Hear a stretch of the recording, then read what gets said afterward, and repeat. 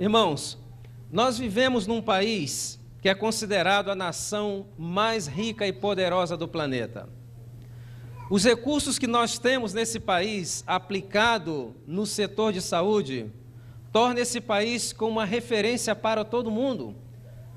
Para que vocês tenham uma ideia, somente o que nós gastamos no ano 2000 no setor de saúde representa todo o produto interno bruto do México e do Brasil juntos, 1,4 trilhões. As projeções para o ano 2012 será que se gastará no setor de saúde 4 trilhões de dólares, significando que $1 de cada 5 será gasto no setor de saúde, superando pela primeira vez na história o orçamento de defesa nacional. Nós temos uma tecnologia de ponta que faz o diagnóstico de algumas enfermidades quase que 100% perfeito. E a cada momento nós temos estudos sendo conduzidos buscando melhores maneiras de tratar as enfermidades. Mas existe uma incógnita. Com tanto dinheiro, com tanta tecnologia, com tantos hospitais, com tantos profissionais bem preparados, como se encontra a situação daqueles que vivem nos Estados Unidos ao entrarmos no século XXI com relação à saúde? E eu gostaria de compartilhar com vocês uns dados que tenho do Centro para o Controle das Enfermidades, que é o famoso CDC, que nos dá mais ou menos um perfil da situação da saúde do povo americano ao entrarmos no século XXI. De acordo com o Centro para o Controle das Enfermidades, hoje nós temos nos Estados Unidos 60 milhões de pessoas que padecem de algum tipo de enfermidade cardiovascular. Ou seja, uma pessoa em cada 5 padece de algum tipo de enfermidade cardiovascular. Temos hoje 18 milhões de diabéticos, mas acredita-se que existam 5 milhões a mais que não sabem que têm enfermidade porque são considerados assintomáticos. A cada ano ocorre 1.600.000 ataques de coração, é dizer, um ataque de coração a cada 24 segundos e uma morte por problemas cardíacos a cada 45 segundos. A cada 30 segundos uma pessoa diagnosticada com câncer e a cada 55 segundos uma pessoa morre de câncer. A cada ano, 180.000 mulheres são diagnosticadas com câncer dos seios e aproximadamente 80.000 morrem nos 3 primeiros anos do diagnóstico. 1/3 dos homens que morrem de câncer da próstata. Ocorre nesse país 750.000 derrames cerebrais a cada ano, deixando aproximadamente 400.000 mortes e outras 250.000 pessoas inválidas por toda a vida. Existem 60 milhões de obesos. Uma pessoa em cada 5 está obesa, mais 8 em cada 10 está acima do peso. São 92 milhões de pessoas padecendo de pressão arterial elevada. Uma pessoa em cada 3 tem a pressão arterial elevada. Mas o que é mais assustador, de acordo com o Centro para o Controle das Enfermidades, as projeções feitas há 20 anos diziam o seguinte, que se os jovens e os adolescentes não mudassem a maneira como estavam se alimentando, 6 de cada 10 seriam diabéticos e teriam problemas cardíacos antes dos 40 anos de idade. E as projeções mais recentes da Associação Americana de Pediatria diz que todas as crianças que nasceram do ano 2000 para cá, se seguirem nesse sistema de alimentação americano, mais de 90% serão diabéticos e terão problemas cardíacos antes dos 40 anos de idade. Apesar de todos os recursos que nós temos, apesar de todos os recursos financeiros, tecnológicos, profissionais, nós estamos entrando no século XXI com uma geração de enfermos. Agora, se dinheiro e tecnologia não é suficiente para manter um povo são, onde deve estar o problema? Vocês creem que existe alguma relação entre o meu estilo de vida e as enfermidades? Vocês creem que existe alguma relação entre a maneira como estou me alimentando e as enfermidades? E eu gostaria de comparar com vocês 2 povos que são considerados hoje os extremos no que diz respeito à saúde e qualidade de vida. O primeiro povo que tem a média de vida mais alta do planeta chama-se Hunzas. Eles vivem nos Himalaias, entre a fronteira do Paquistão com a China. Média de vida de Hunza varia de 98 a 102 anos de idade. Mas é interessante que os Hunzas não somente vivem muito, como que eles têm uma excelente qualidade de vida quando já são idosos. Se vocês tiverem o privilégio de visitar a Vila dos Hunzas, vocês vão ficar espantados de verem centenários ainda estão cuidando da sua terra, ainda estão cortando sua lenha e ainda estão montando seus cavalos. Parece o céu, não é verdade? Mas não é. Agora, a que se deve a longevidade dos Hunzas? Os Hunzas se alimentam basicamente de frutas, cereais, nozes, legumes. O único produto de origem animal que os Hunzas utilizam é o iogurte. Carne comem apenas 4 vezes ao ano, quando oferecem sacrifício nas suas festas religiosas e têm que comer a carne daqueles animais. Alguns investigadores da Califórnia visitaram a Vila dos Hunzas e encontraram algumas coisas que nos assombram e também nos assustam. Por exemplo, não encontraram uma pessoa naquela vila que tenha problema nos olhos. 90 anos, visão 20/20. Não encontraram nenhuma pessoa que padeça de úlcera ou problemas gástricos. Tumores são enfermidades inexistentes. Pressão arterial e outras enfermidades cardiovasculares são inexistentes. Certamente não seria um bom lugar para se colocar uma farmácia, não é verdade? Agora, fazendo-se autópsias em pessoas com mais de 90 anos, sabe o que eles descobriram? Que as artérias desses nonagenários estão em melhores condições que as artérias dos nossos adolescentes aqui no Ocidente. Quais são os 2 fatores que influenciam a longevidade e a saúde? E aqui nós vamos ver 2 fatores, o fator ambiental e o fator nutricional. Agora vamos ver o povo que tem a menor média de vida do planeta. Vou convidar a vocês que façamos uma viagem até o Polo Norte. Aí vamos encontrar um grupo chamado o quê? Esquimós. Quanto vocês acham que é a média de vida de um esquimó? Quanto? Aqui tem 40, quem dá menos? 29 anos. Agora, por que vivem tão pouco um esquimó? Aqui nós vemos 2 fatores. Fator o quê? Ambiental, que leva a um desbalance no fator o quê? Nutricional. Eles vivem numa região inóspita, aí não se pode plantar nada. A dieta dos esquimós, basicamente, o que consiste de quê? Alguns animais nem poderíamos chamar de peixe, na realidade são mamíferos aquáticos. São animais que têm o quê? Uma grande quantidade de gordura na sua carne. Agora é interessante que os esquimós, quando são adolescentes, parecem ter uma energia tremenda. Mas quando chegam aos 24, 25 anos de idade, começam a apresentar sinais de velhice precoce. E por que parecem ter tanta energia?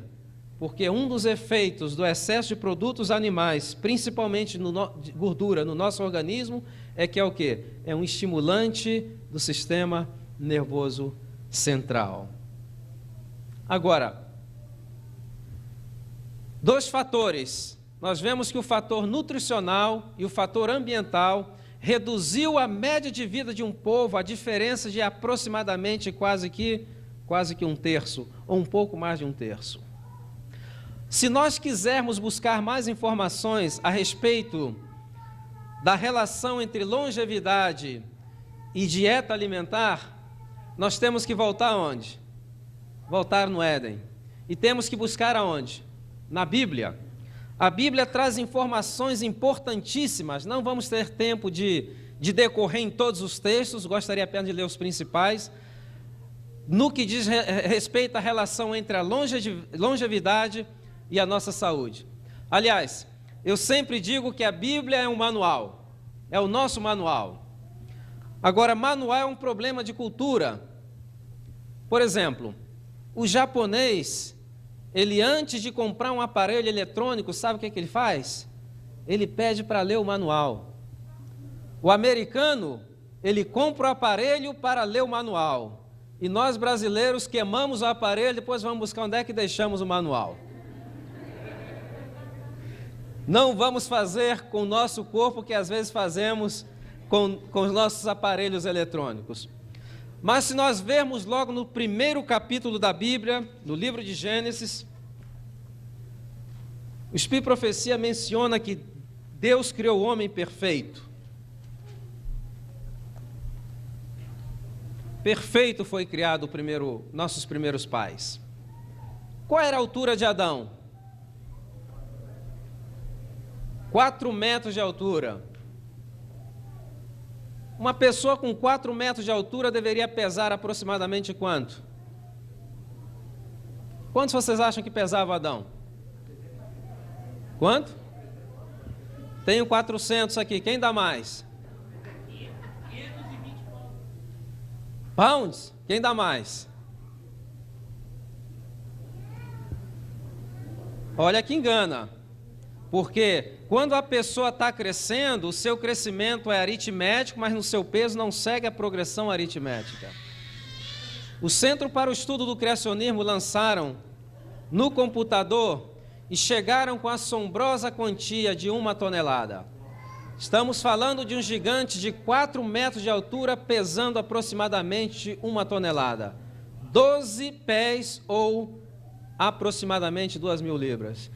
E quando eu imagino o tamanho de Adão e que me olho no espelho, que eu realmente sinto como o pecado nos tem aplastado, não é verdade? Agora, para alimentar esse gigante, qual foi a dieta que Deus deu para nossos primeiros pais? Vamos abrir a Bíblia no livro de Gênesis, no capítulo 1. Vamos ler o versículo 29. Aí está a dieta original que Deus deixou para nós. E diz o texto: e disse Deus, eis que vos tenho dado todas as plantas em que dá semente sobre toda a terra, vos será por alimento, e todas as árvores em que há fruto e que dá semente, também serão por alimento. O que está faltando nessa dieta? O que está faltando aí? Não está faltando absolutamente nada. Essa dieta tinha todos os nutrientes para alimentar aquele gigante de 4 metros e 1 tonelada, e certamente tem também todos os nutrientes para alimentarmos a nós com uma estatura muito menor. E aos animais, o que foi dado aos animais? Deus deixou uma dieta especial para os animais? Vamos ler o versículo 30, aí está. E a todos os animais da terra, e a todas as aves do céu, a todos que se arrastam sobre a terra, e quem tem fôlego de vida, todas as ervas serão por alimento. Pergunta, o que está faltando na dieta dos animais? Não está faltando absolutamente nada. Dentro daquele contexto de um mundo sem pecado, esses alimentos seriam suficientes para manter os animais em boa saúde. Agora, o que nós vemos aqui? Quando nós vemos pela televisão, por exemplo, um leão destroçando uma corça, o que nós estamos vendo o que é? É consequência do pecado. No plano original de Deus, logo no primeiro capítulo, ele deixa muito bem claro que nunca foi o seu plano que um ser vivo servisse de quê? De alimento para outro ser vivo. Já no princípio, até os animais deveriam ser o quê? Vegetarianos. E eu gosto de dar ênfase nessa parte, porque tem pessoas que dizem, não, é porque os carnívoros têm intestino assim, que tem o dente assado. Não, aqui está bem estabelecido que já no princípio, nenhum ser vivo deveria utilizar outro ser vivo, flesh, como alimento. Agora, vivemos num mundo de pecado, mas o profeta Isaías, quando ele tem a visão da nova terra, uma das coisas que ele diz na sua visão, ele diz o seguinte, que na nova terra, o leão comerá o quê? Palha com quem? Com um boi. O que é que o profeta está vendo? Que na nova terra todas as coisas serão restauradas de acordo com o plano original de Deus. Agora, quando o homem pecou, primeira providência que Deus tomou, vocês sabem qual foi? Mudou a dieta. Foi a primeira providência. Além desses alimentos que nós vemos aqui mencionado em Gênesis capítulo 1, versículo 29, nossos primeiros pais tinham acesso a um outro alimento. Que alimento era esse? Era o fruto da árvore da vida. Quando o homem pecou, qual foi a primeira providência que Deus tomou? Cortou o acesso do homem à árvore, ao fruto da árvore da vida, para que ele não continuasse comendo e se tornasse um pecador eterno. Mas quando Deus cortou o acesso ao fruto da árvore da vida, ele acrescentou outro alimento na sua dieta. Vamos ver aí o que foi acrescentado em Gênesis no capítulo 3, versículo 17 e 18. Aqui está falando das consequências do pecado. E diz o seguinte: e ao homem declarou: visto que você deu ouvidos à voz da sua mulher e comeu do fruto da árvore que ordenei dizendo, não comesse dela, maldita é a terra por sua causa. Em dor e sofrimento trabalharás dela todos os dias da sua vida, ela lhe dará espinhos e ervas daninhas, e assim como os animais comerás as ervas do campo. Pergunta: por que Deus permitiu ao homem comer a erva do campo somente depois do pecado e não antes do pecado? Ajudar na digestão. Hã? Exatamente. Deus é misericordioso. Ele já sabia que o ser humano, ao transgredir as leis de saúde, ia começar a conhecer alguma coisa chamada enfermidades. E Deus sabia que nas ervas do campo haveriam propriedades para amenizar o seu sofrimento. Hoje os grandes laboratórios sabem disso. Mais de 70% dos fármacos, da onde vem? Das ervas do campo. A única diferença é que não se pode pegar uma fórmula da natureza e ter o direito de comercializar. Eles têm que fazer algumas modificações, e são essas modificações que trazem os famosos efeitos colaterais. Então aqui nós já vemos a misericórdia de Deus. E se nós decorrermos aqui pelo livro de Gênesis, vamos encontrar algumas coisas interessantes. Por exemplo, nos primeiros capítulos de Gênesis, nós não encontramos nenhum óbito que diga que alguém morreu porque estava doente. O que diz os óbitos dos primeiros capítulos de Gênesis? E morreu fulano com 600 anos, seus olhos nunca se escureceram, cheio de vigor, e o quê? E farto em anos. Uma coisa que nós notamos também no livro de Gênesis, que é ao contrário de que nós vemos hoje é o que nós chamamos o paradoxo da medicina, é que a vida no livro de Gênesis, dos nossos primeiros antecessores, era marcada por uma característica: era uma vida longa e uma morte rápida.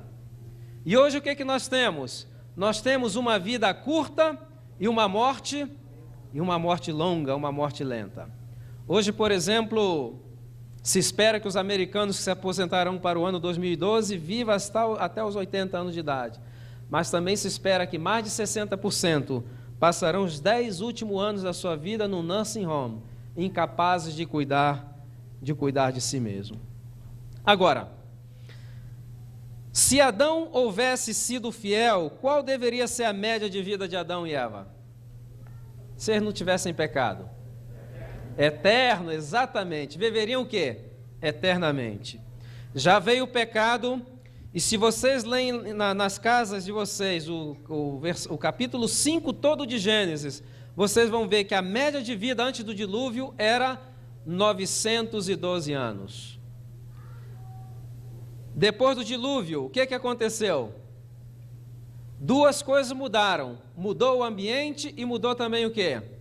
A alimentação. Se vocês lerem o capítulo 11 de Gênesis, vão ver que ao mudar o ambiente e ao mudar a alimentação, a média de vida de 912 anos caiu para 286 anos. Nos dias dos israelitas, qual era a média de vida? O que diz o Salmo 90, versículo 10? Que a vida do homem são 70 anos. Quando existe vigor, chega aos 80, mas a maioria deles é o quê? Cansaço, enfado, porque passa rapidamente e voamos. O salmista não estava determinando que o homem deveria viver só 70, 80 anos. Se vocês verem o versículo no final, na realidade ele estava lamentando quão rápida e quão curta se havia tornado a vida. E hoje estamos vivendo mais ou menos? Ou estamos vivendo mais ou menos?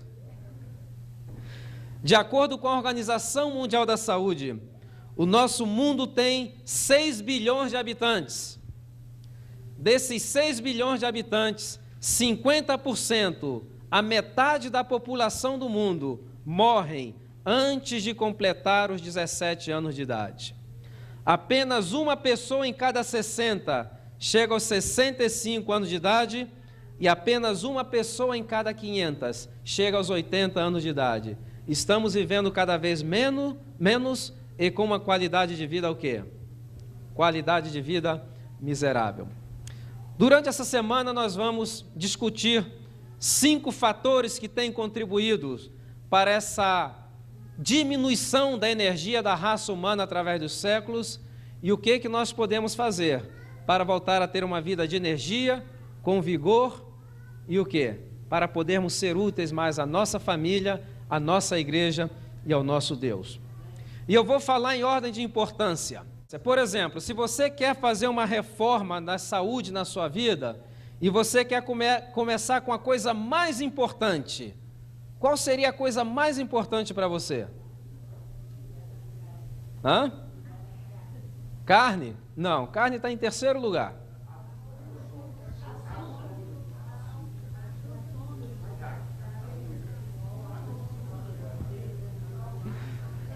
Coisa mais importante que nós deveríamos fazer e que vocês devem fazer seria, isso é urgente, isso é para ontem, reduzir a quantidade de alimento que você está ingerindo.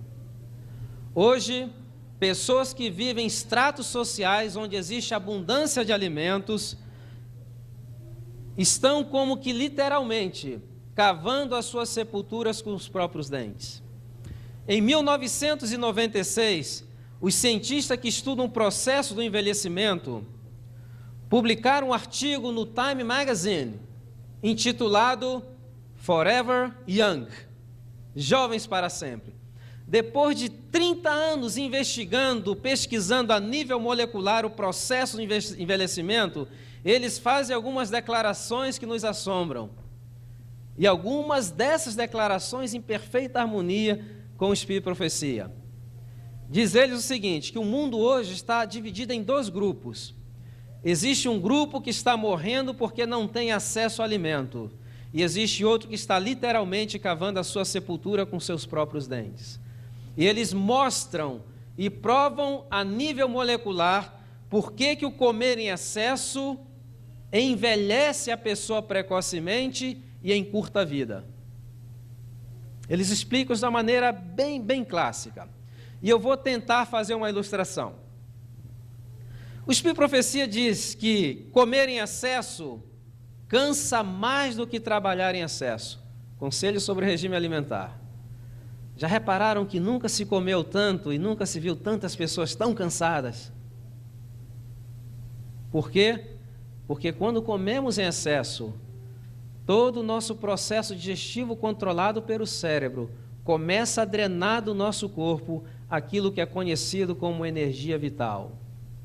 E hoje, as pessoas comem mais do que devem, e dizem os cientistas, os gerontólogos, se nós reduzirmos em 30% a ingestão de calorias vazias, nós poderíamos aumentar em 40% a nossa expectativa de vida. E eles vão mais longe, diz que não somente poderíamos viver muito mais, mas poderíamos viver com uma excelente qualidade de vida. Vamos supor que vivamos 70 anos, cortamos em 30% as calorias vazias. quanto poderemos viver? 4 vezes 7, 28, mais 70, 98 anos de idade. Mais ou menos com a média de vida dos Unzas. Agora, por que envelhece?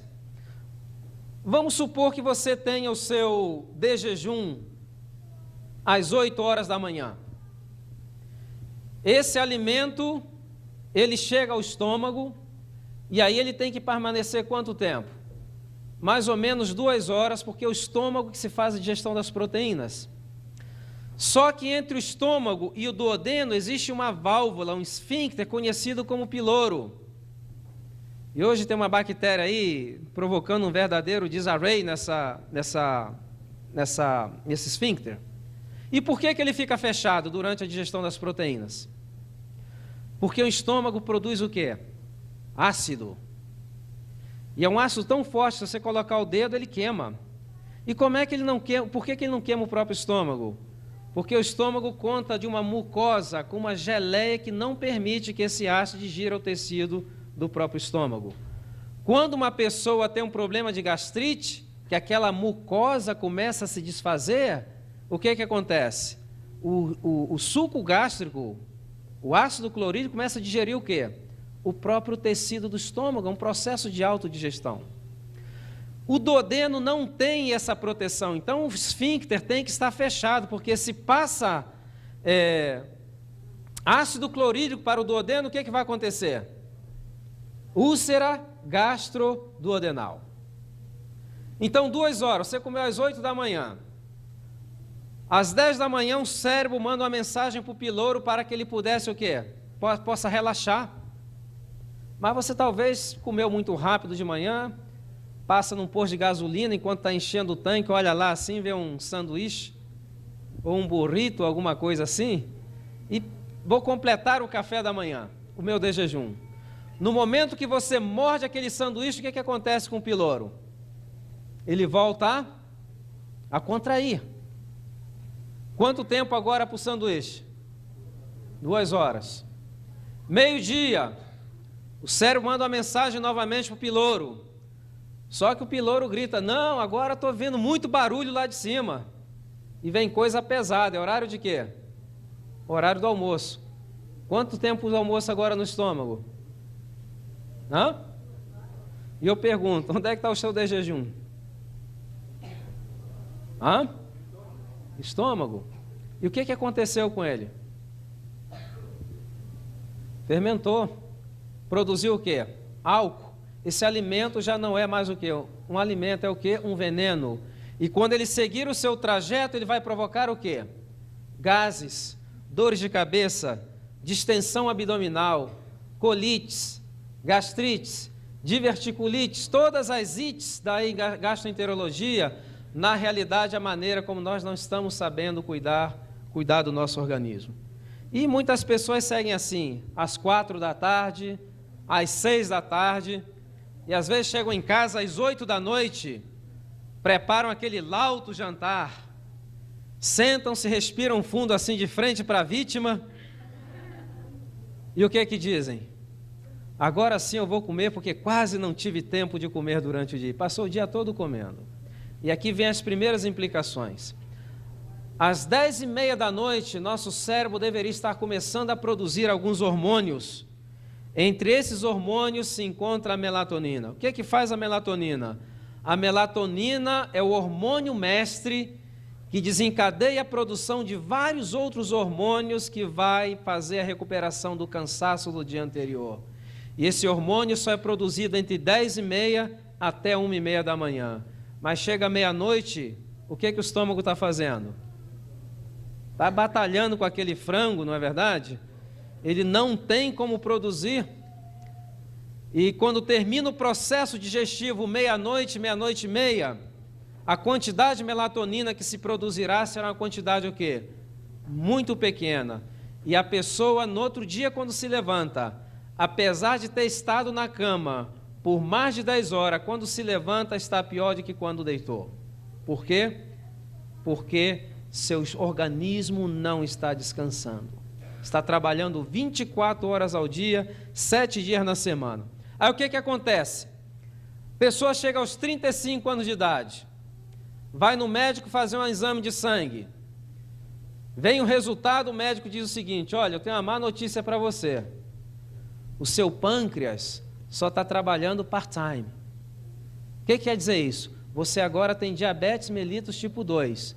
O pâncreas ainda produz alguma insulina, mas não suficiente para atender as demandas do seu organismo. Você agora precisa de quê? De algum hipoglicemiante oral. Mas a pessoa muda o estilo de vida? O que mudou no estilo de vida dela agora? Somente acrescentou um comprimido. Passam mais 10 anos. E a pessoa volta no médico, o médico diz: eu tenho uma outra má notícia, seu pâncreas já se aposentou. O que quer dizer? Você agora tem diabetes mellitus tipo 1. Seu pâncreas já não produz nenhuma insulina, você agora depende de quê? De insulina injetável. Por que eu estou mencionando 35 a 45 anos? Não é por acaso. É que hoje, mais de 82% dos novos casos de diabetes estão pegando pessoas entre as idades de 35 a 45 anos. Estão pegando pessoas em idades cada vez mais o quê? Cada vez mais jovens. Então, se nós queremos começar uma reforma na nossa saúde, primeira coisa que deveríamos fazer o que é? Reduzir a quantidade de alimentos, principalmente o quê? Das calorias vazias. O Espírito Profecia menciona que pouquíssimas são as pessoas que necessitam de uma terceira refeição. Terceira entre 3 representa quantos por cento mais ou menos? 30%.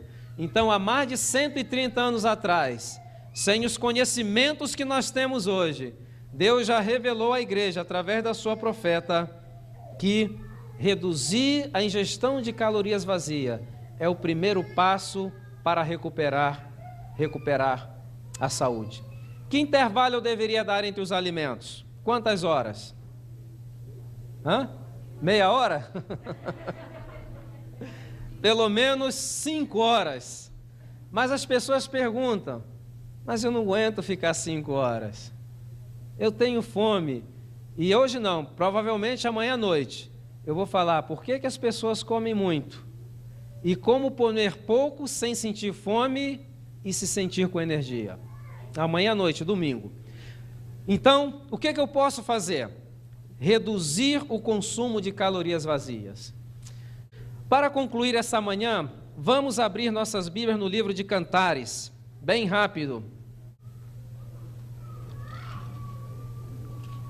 Capítulo 2, vamos ler o versículo 15. O texto diz o seguinte: apanhai-me as raposas, as rapozinhas que estragam a vinha, porque as nossas vinhas estão em flor. O que Deus está dizendo para a sua igreja através desse texto? Para nós compreendermos esse texto, temos que compreender que o povo de Israel era um povo agrícola, e entre os produtos que plantavam estava o quê? A uva. E quando os vinicultores plantavam suas vinhas, eles tinham cuidado de colocar ao redor da vinha o quê? Cerca. E eles colocavam os paus da vinha, da cerca, mais próximo possível um do outro. As raposas grandes não conseguiam entrar, mas as raposinhas pequenas, espremendo-se entre as varas da cerca, entrava uma, entrava duas, entrava 15, entrava 20. Mas espera aí, raposa não come uva ou come? Não, raposa não comia uva. Sabe por que as raposinhas entravam na vinha? Porque não existia lugar melhor para as raposinhas brincar do que dentro da vinha. E elas começavam a brincar, e a vinha em flor, e começavam a saltar, resvalavam-se nas ramas do vinhedo, e quando o vinicultor vinha pela manhã, que olhava as flores, onde é que estavam? Pelo chão. Ele colocava a mão na cabeça, já sabia que essa colheita havia sido o quê? Arruinada. O que Deus está tentando dizer para nós hoje, irmãos, é que nós como igreja, já sabemos lidar com as raposas grandes, mas nós perdemos a habilidade de lidar com as raposas pequenas, e são as raposinhas que estão estragando a vinha da saúde dos nossos filhos, da nossa família e da nossa igreja. Eu vou citar 2 exemplos. Primeiro, Se uma pessoa nos oferece café, o que nós dizemos? Eu não tomo, supostamente deveríamos dizer, né? Não dizer obrigado. O que eu deveria dizer? Olha, eu não tomo café porque a cafeína, ela é um estimulante do sistema nervoso central, ela aumenta a frequência cardíaca, ela irrita a mucosa do estômago e do intestino. Os estudos mais recentes indicam a relação entre consumo de cafeína e câncer de pâncreas. Só que depois de nós darmos um estudo bíblico, nós comemoramos com uma Coca-Cola desse tamanho que tem muito mais cafeína que o café. Só que o café é uma raposa o quê? Grande. E a Coca-Cola o que é? Uma raposinha. Nós já sabemos lidar com as raposas grandes, mas perdemos a habilidade de lidar com as raposinhas, e são as raposinhas que estão tirando a nossa saúde, a nossa energia. Se nos oferece cigarro, o que nós falamos? Puxa, você quer receber um curso como deixar de fumar em 5 dias, em 30 minutos? Ofereça um cigarro a um adventista, não é verdade? Ele vai falar dos perigos do cigarro para os pulmões, para a boca, para os rins, para o estômago. Só que quando chega agora o verão, todo mundo gosta de ir para o fundo assim do quintal, preparar aquele churrascozinho, não é verdade? Só que aquele churrasco de carne gorda, quando a temperatura aquece, ela cai e entra em contato com a brasa. Quando ela cai, ela faz até um ruído característico. Como é que é esse ruído?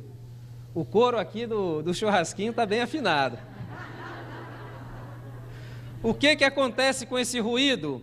Esse ruído é que a gordura se desfez em vários subprodutos. Entre esses produtos está o benzopireno. 1 libra de carne gorda pode produzir o equivalente a 5 miligramas de benzopireno, a mesma quantidade de benzopirenos produzido por 300 cigarros. A única diferença é que não desenvolvemos câncer dos pulmões, mas aumentamos o nosso risco de desenvolver câncer do intestino. Mas o cigarro é uma raposa o quê? Grande. E o churrasquinho é o quê? Uma raposinha. E o que a Bíblia está dizendo para nós essa manhã? Caçai as raposinhas, porque elas estão o quê? Destruindo a nossa vinha. Está destruindo a vinha dos nossos filhos, da nossa família e da nossa igreja. Irmãos, hoje vamos oficialmente abrir a temporada de caça às raposinhas, para que nós possamos realmente viver a vida de uma maneira saudável, para que Deus possa cumprir na nossa vida tudo que Ele pretende, e possamos realmente ser um exemplo para o mundo. Lembrem-se das promessas da Bíblia, que se nós obedecermos os mandamentos de Deus e os seus preceitos, os outros povos olharão para nós e que dirão: veja que povo belo e formoso, nenhuma enfermidade chega à sua casa, e o Senhor certamente está com eles.